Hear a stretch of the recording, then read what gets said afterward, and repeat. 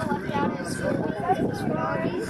I have two sons that are in school with food allergies, and sometimes, when they have like now, like Halloween parties and things, and there's, peanuts or dairy, which are their allergies. Sometimes they do feel a little bad. So I try to communicate with the teacher, and I try to communicate with the other parents, and say, you know what, everybody have fun in class, and usually provide some snacks for them that they like. But sometimes, because you don't get to eat what everybody else eats. But the good news is we have a very supportive school environment, and that makes it easy. Oh, that's great. Now, what kind of allergies do your children have? We have a severe peanut and dairy. Okay. Yeah. Okay, what's your next question? What do you expect from meals for your son? And do you have any tips for other moms to make it easier for other moms to cook? I do special meals, and because we have so many different allergies, I feel like I'm making, I feel like I'm a short order cook where I'm cooking 4 meals, different meals, some, we do this kind of cheese for this child, and, you can't use this oil for that child, so sometimes I do feel like, but now I have to say, I feel like I do it with my eyes closed, because I'm used to it. My oldest is 14 now, so I've been doing it for a while. And the best part is that my kids are so proactive in their own food allergies. They'll tell me what to put in and what not to put in. Don't put that cheese in, Mom. We know I'm allergic to that. And I'm like, okay, I get it. So I would just say, tips are, you're blessed to have a child who's amazing, and there's certain things you can't eat. And so you just have to adjust, and that's just the way it is. Has your son ever had an anaphylaxis attack? Yes, I have had 2 anaphylaxis attacks with, actually 3. One has a bee sting allergy, so we had to do that. With food, I've had both peanut and dairy issues, and it was really all took. Once they went through that, they were even more vigilant about not having to go through that ever again. And so, yes, the answer is yes. It was a little bit scary, but we got through it, and I'm so glad that I had my Epicant auto-injector with me, and thank God for that product. And, you live and learn. I know how to use my Epicant. Did your son know how to do it too? Well, I have to say congratulations to you. You know how to use it, because that means you're proactive in your own health. And the answer is yes, they do. They have never had to do it themselves, but in an emergency, I think they could do it. You know that little trainer thing that you test with? We're always using that. So I'm hoping that they'll never have to do it themselves, but in an emergency, it gives mom peace of mind that they do know how to do it. Do you go to a natural doctor or a regular doctor, or both just like me? Just like you, I go to natural doctors, and we're open to everything. We're open to everything. I think there's great things about the natural, the homeopathic. I think that you can learn from all of these doctors and take what works for you and your family, and then you go to another doctor and you can take what works for you and your family. So we do both just like you. How bad are your son's allergies? They're pretty bad. And I think the most important thing is to really let people know how serious they are. Firsthand. They can be very serious. Sometimes kids in their school or even their parents don't know how serious they can be. And so sometimes we have to remind them that this is a potentially life-threatening situation. It's no joke. And they can be pretty bad. And I think that sometimes it's funny, the parents know less than the kids. So we have to educate them, which you're doing right now with this great interview. Yes, Andrew has a lot of allergies as well. So, what are your allergies, Andrew? Peanuts, nuts, beans, cheese, soy, We have a best friend, one of our kids, our son's best friends, who lives in New York, and we spend the summer with him every year, and has the same exact allergies as you.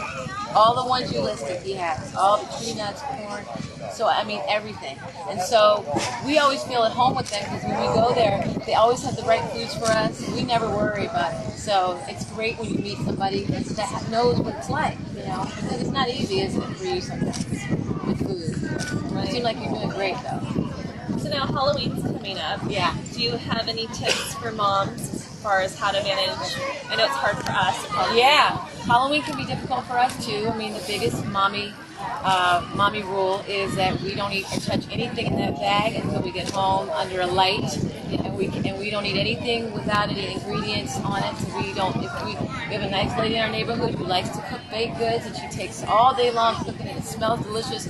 And we take it, and then we take it home and throw it away. Don't tell her I said that. But I'm just saying that, you know, those are the things you have to think about. And so I don't want to offend anyone, but, you know, the experience of trick-or-treating is really fun, and that's what we focus on. So sometimes if we don't go trick-or-treating, we'll go to the pumpkin patch, and we'll do something fun there. And so it's just all about being vigilant and paying attention to what's in that bag. And I know that you have a child with autism as well as food allergies.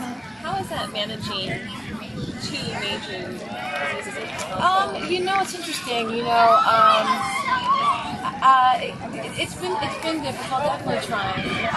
But once I discovered that we had these food allergies, you know, we just made adjustments. Right. And that's all life is adjustments. So sometimes some of us have to make more adjustments than others, but that's all it is.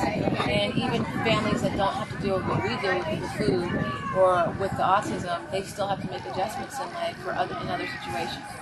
You just make adjustments and you keep it moving. Yes. And do you have a big support group as well? We have a very good support system, and I don't know what I'd do without them.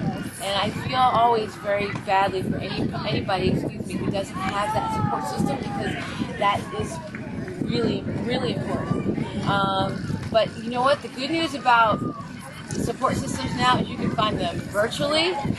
Even if you don't have people at your house or at school, you can go online. You can see there's amazing mom bloggers who talk about what I've learned a lot that way. And so virtual support is almost just as good. Right. And is your children, are they going to be walking today in the walk? They're not, because they've got soccer and 19 other things. They're going 18 different directions, so they're not, because mom's working today, so they, you know, it's just a little bit much for me to keep up with them. But they are very here in spirit, and they definitely understand what most of the kids here have to deal with. They've seen it firsthand, and they're supportive. You know, they're always supportive. And your children, do they carry the EpiPen on them, or do you carry that for them? Both. Yeah. You know, my kids know how to administer it. They carry it in their backpacks. And again, we're fortunate to have such great support at school, because a lot of schools have different rules, different states, different school systems. So we're fortunate to have so much support at our school, where I could not have them at a school where they couldn't have it on them. Right. I mean, we've all heard the stories of something happening in the classroom, and then you've got to go to a locked shelf in a nurse's office to find this EpiPen. Right. And that's not an option for us. No. And try explaining that to somebody. Yes. So I am not okay with if it's not there in the classroom or not on the child. Then right. We gotta figure out where else we're gonna go. Right. Exactly. Yeah. Well, thank you so much You're for having welcome. us. Those are such great questions. Are you sure you don't have any final questions for me? No, you went through your list? Okay, well, you did a great job. Thank you so much, and thank you so much for being an advocate for food allergy. Oh, you're welcome. Right? It's a pleasure. The more voices we have, the better chances we have of a cure. Yeah, absolutely. And the more awareness that we have in the community, the less these things will happen. Right. You know, it really is. It's a very simple concept, but it's very hard to explain to certain people. And it reminds me of autism in some ways, where it's really hard to explain the severity of it. And there's a learning curve. And some parents think that we're coddling our kids, or we're trying to be, I don't know what the word is, but the seriousness of it is really key. It's hard to explain to people that if they eat a peanut, that they could potentially die. Right. They can't picture that in their No, minds. they It's can't. very hard to get across. Yeah. If you haven't seen it, experienced it, it's almost like a surreal experience. It is. For my It is. husband and I. Sure, it is. And you really only want to surround yourself with people who really do get it. Right. Because more and more people are getting it thanks to walks like this. Yes, and food's supposed to be there to keep us alive. Yeah.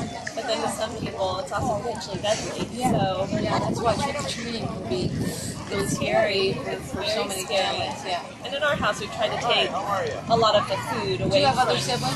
We do have 2 other children. You? Are you the youngest or older? You are? You have a little brother or a little sister or both? Brother and sister, huh?